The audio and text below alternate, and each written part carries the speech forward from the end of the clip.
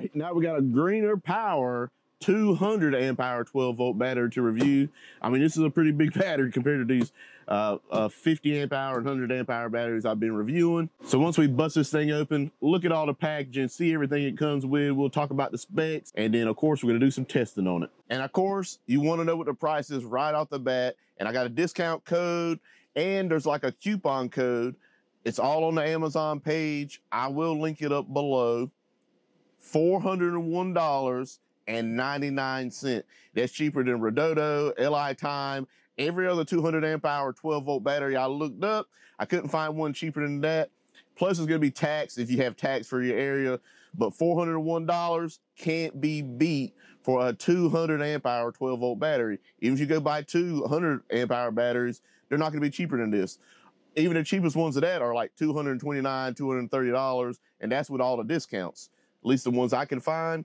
So if you're interested in that, I have a link below.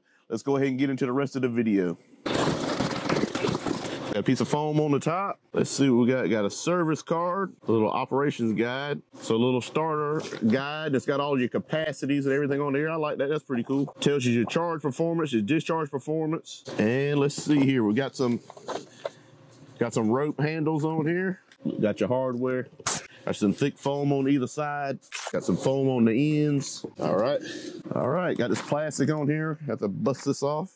You know, there's so many companies that make batteries now.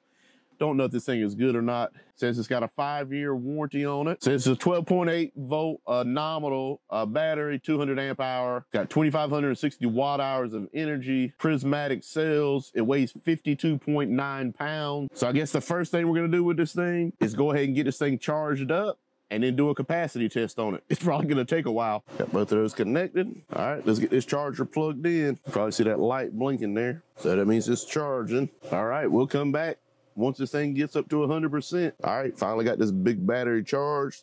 And now we started the discharge test. Basically, I have my little test set up. Still trying to get that 200 amp hours and like 2,560, I think, watt hours. So we'll see if this thing meets the spec. So basically it put out 207.48 amp hours and 2,580 amp hours. And you can see the specs right on the front. 200 amp hours, that's what it's rated for, and 2,560 amp hours. So it met both of those. So it does meet the spec that they claim. So after I verified all the discharge and all that stuff and passed all the capacity tests, I ran some more tests on it. Just hooked it up to my 12 volt all-in-one inverter. Had a solar panel run, ran some different loads coming from the thing, some heat guns and stuff. Didn't have any problems with it. You know, the thing looks like it works just like they claim. Select DC mode. All right, got 17 going in. Let's go ahead and hit this heat gun. 35. 35. 96. 97. 97 amps, 98 amps. And it kicked out for the inverter.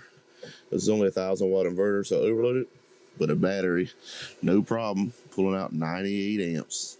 It's rated for 4,000 to 15,000 cycles. You can discharge this thing down to 100% if you want. But remember, if you do discharge this thing to 100%, that's gonna be the 4,000 cycles. If you discharge it to 80%, that's gonna be 6,000 cycles. If you only discharge it to 60%, that's 15,000 cycles. So it all depends on how hard you run this thing, how long it's gonna last.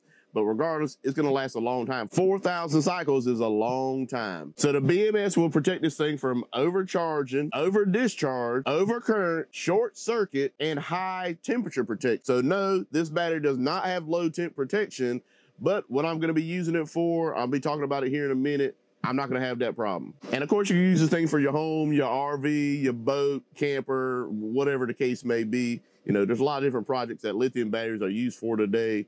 You know, mostly solar, just because they're lightweight, easier to move around, and they hold more usable power than like lead acid batteries, you know, which you can probably use like 40% of that battery. And you can use, you know, 80 to 100%, just depending on how much you want to use of this one.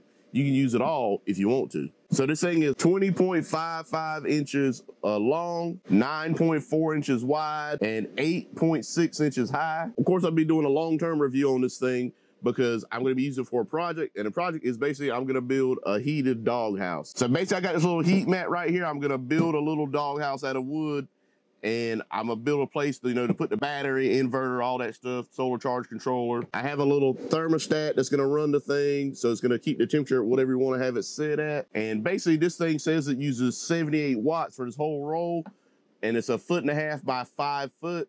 But what you can do is you can take this thing and cut it based on the size that you need. So I think this thing is about 7.5 square feet. I'm not gonna need probably that much. We'll just have to see, once I start to build, we'll see how the thing works. And I'm just gonna try to keep my dog warm when it starts getting really cold, January, February time frame. Usually around here, that's the coldest time of the year in North Carolina in my location. It doesn't get super cold compared to a lot of places I know, but there was times last year where it got down in the low teens, I mean, that's a little cold to me for just to leave your dog out all night without anything.